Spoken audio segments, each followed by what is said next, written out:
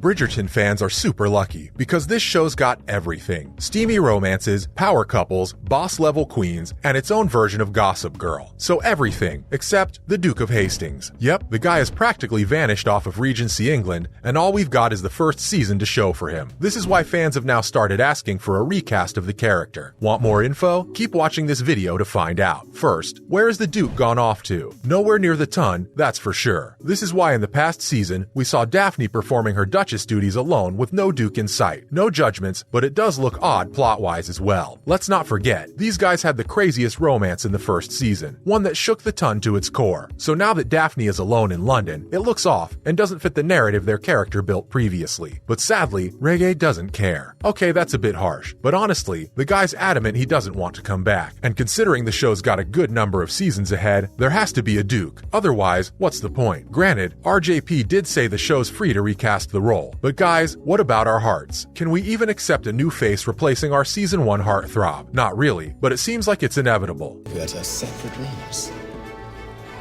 I should think not. Stop, she'll see. Next, here's what fans want. Whether you call it unwillingness or just desperation to see Daphne reunited with her love, fans have finally started asking for a recast as well. Sucks, but hey, at least we'll have a Duke then. On a Facebook group, a fan commented on how it was awkward to see the Duchess alone in Season 2, and how this shouldn't happen again in the next installment. Another said that they love the Duke's character in the books, and it's time they recast him so we can finally see the witty, charming man rejoin the Bridgerton couples. Even Reddit has been full of such requests, with fans citing him not being present at the Pall Mall scene in Season 2 and others. Honestly, we'd have loved watching him play the ludicrous game with the Bridgertons and Sharmas, but maybe we'll have a new face joining the cast now in their next Regency-era sport. Because guys, there have been rumors of a new member, and we have a lot of theories about him. Must continue our ruse until I've found my match. In the grand battle of the season, I am your trusted general, marshalling the troops. Well, now you were just making it look easy. I will happily restate my intention. Wait up, has the Duke already been recast? Not yet, but when has that stopped our predictions? So when the new season's cast was announced, one of the names that caught our attention was Daniel Francis. Known for his roles in Liaison, Stay Close, and Education, his character was described as a charismatic presence who lights up any room he enters, attracting the notice of the Tun's matriarchs and the ire of others. Count us guilty because we really thought he was going to play the Duke. Sadly, his character has been confirmed to be Marcus Anderson. So now that we don't have a replacement to make up theories about, let's check out some other potential alternatives who could replace Regé-Jean in this iconic role. Sumptuous, arrogant, insincere. All fair, really. I thought her a prim young lady barely out of leading strings.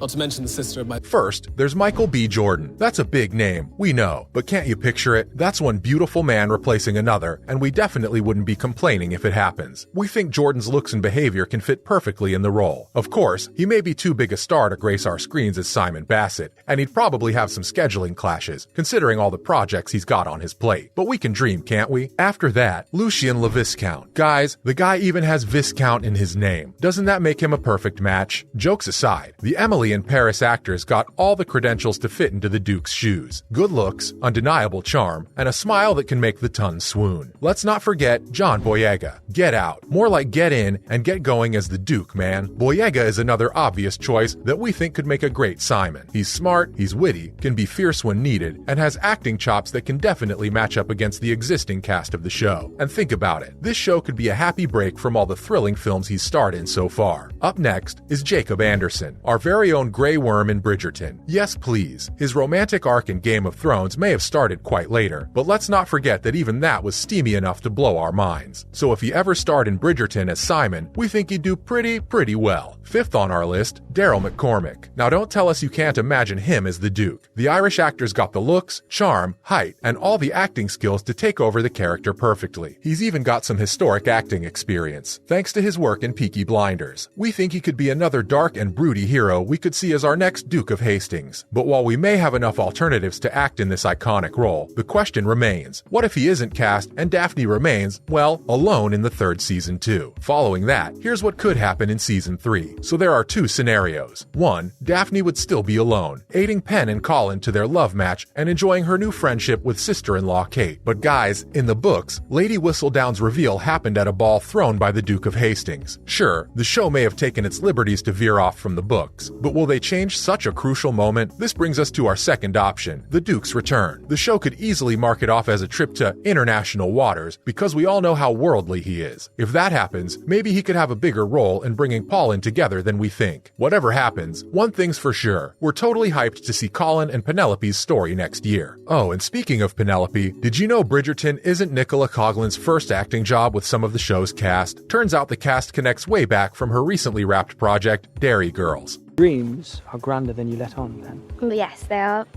mere fantasies, but I do believe... Wait up, how's Bridgerton linked to Derry Girls? Well, it's not linked per se, but Nicola, who had a leading role on the show, has worked with a couple of familiar Regency faces in that show as well. So in the other show, Coughlan stars as Claire Devlin, a high school student in Derry, or Londonderry, in Northern Ireland, where she's trudging through life with her group of friends, set in the year 1998. The show's super funny, and if you haven't watched it yet, let us tell you that Nicola is absolutely phenomenal in it. Her Irish accent, the jumpy teenage behavior she acts in, and the crazy adventures she and her friends partake in are all so fun to watch that you'll forget this is actually our very own Regency gossip columnist you're watching. I'll do that. I will. So do you think you will, Claire? Shut up.